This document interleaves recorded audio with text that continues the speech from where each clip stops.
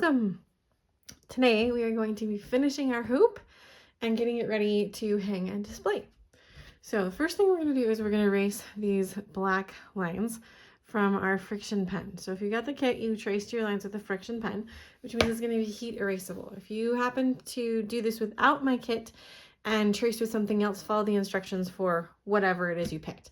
But if you worked with a friction pen, like the one I sent, then we're going to heat erase our lines. So I'm going to use my hairdryer, and I'm going to set it to hot, and I'm going to turn the volume down for you. Don't worry. And we're going to watch these lines disappear.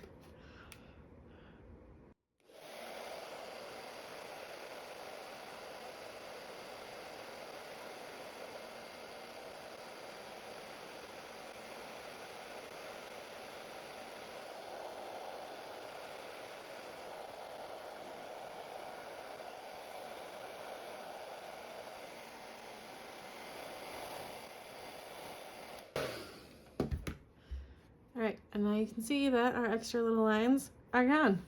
So nobody knows that you might have missed a line, which I find to be a fabulous thing. So chances are that you did not stitch on this side of the hoop, which is how I normally stitch. So what we're gonna do is you're gonna take apart your hoop, you're gonna take out your fabric, and you're gonna lay it over the inside hoop, and you're gonna make sure it's super centered, which I'm gonna do right now. Make sure that it's centered like I like it to be. I think we're pretty close. I think I was only a little bit off when I stitched it. Then you're gonna put the outer hoop back down on top. And again, we're gonna check and make sure everything still feels good. Adjust if not. I'm a little bit off center there. Okay, and then I'm gonna tighten this just a little bit. And then I'm gonna tighten my fabric just like we did at the beginning. So I'm holding the hoop in my right hand, pulling down and away with my left hand, being sure to keep that hoop together with my right hand. And at this point, I'm not necessarily looking for as tight as we stitched as I am looking for just the fabric to be smooth and for my design to hang correctly. Then I'm going to hold from the top here, and I'm going to look down below and make sure that it's hanging centered, because we're going to hang off of this point. So you want to make sure you hold it up and look at it from that point to make sure that you like how it looks. Assuming that this is all good, you feel good about this, we're going to tighten our hoop as tight as we can get it. Check and make sure we don't have any bubbles or wonky parts that came up. Just one last time. And then I will tighten just as tight as I can get it. And then we're going to flip the whole thing over. Now, I could keep seeing this little string from the front. It seems like it wants to lay that way, that I've got a thread holding it down that direction. So what I'm gonna do is I'm just gonna snip this a whole lot shorter. I can see it's attached to a knot on my hoop, so that this shorter end isn't gonna show as much from the front. It was over here and now I can't see it. Check real quick on any others. Looks like this purple one, maybe I can get it out of the way, but I'll shorten that up just a bit as well. So just checking on any of my ends that I might be able to see. And then I'm going to grab a sharp pair of scissors. Now, this could be a good pair of kitchen scissors. It could be fabric scissors like mine. It could be a nice pair of paper scissors. You just need it to be really sharp. The reason is we're going to cut around our hoop. We're going to go about an inch, inch and a half from the hoop here. And if your scissors are not sharp, it'll be a very difficult process here to get these extra corners cut off. I'm not looking for an exact measurement all the way around. Your best guess is great.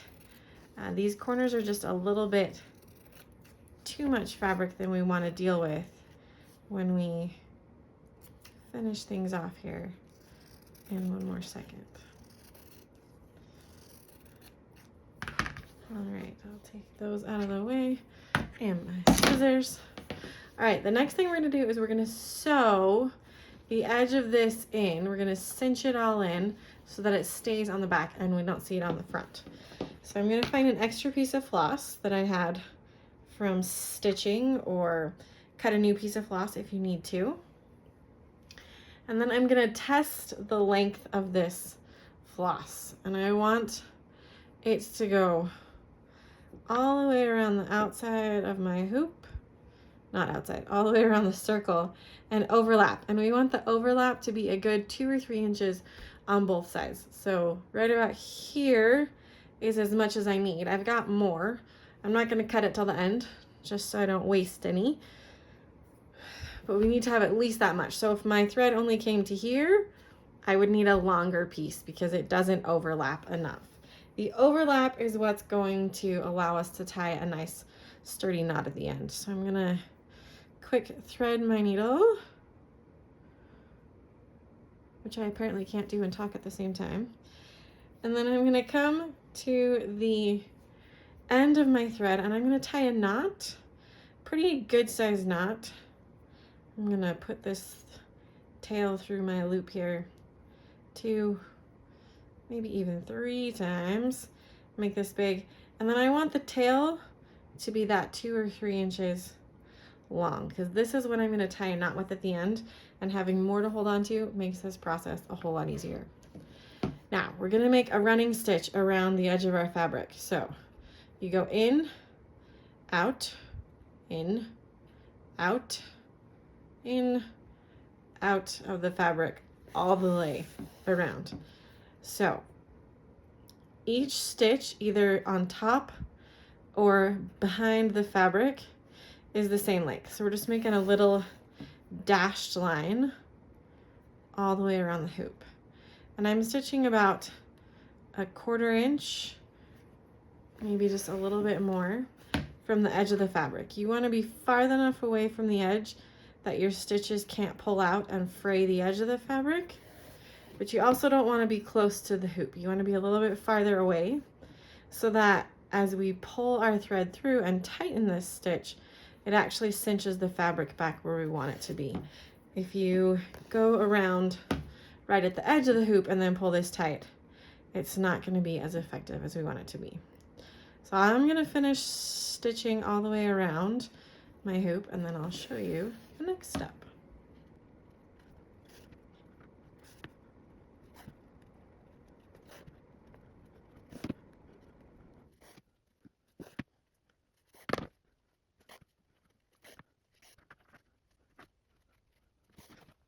Okie dokie. I have just made it to the top of my hoop again. So I'm going to get my needle out of the way so I don't poke myself. And I'm going to tie with this long end, but you could also just trim to be about the same length if having a long end in your way was going to be frustrating at all for you. So we're going to make a square knot. So I'm going to go short end over my long end, pull that through, and I'm going to pull this down tight. You can also see that I've pulled it past my knot a little bit, and this is just going to give me a little bit of space to move around. Don't worry about it, just if it happens, it's a good thing. And then I'm going to go again, short end over long end, flip that end through. I'm going to take this chance to retighten that spot. Try and hold it as tight as I can. And then if there's any pull, tighten as tight as you can down. Don't pull too crazy hard or you will rip the floss. I've done that. And then I'm just going to add an extra square knot on top just to make sure everything's nice and tight. And then we're going to trim all the ends together. And then your hoop is finished on the back and ready for you to hang. You could use a extra piece of floss to hang it. I like to use twine to hang most of the ones at my house. And you just slip your thread or twine or ribbon or whatever it is through the screw gate. Tie it in a nice little knot or loop or bow, and then you can hang it from there.